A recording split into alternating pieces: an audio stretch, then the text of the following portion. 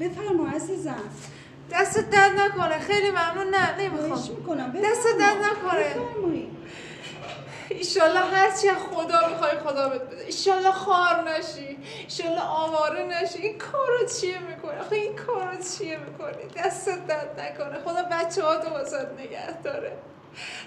یا خدا روزی مارم رسوندی. 3 روزه هیچی نخوردم.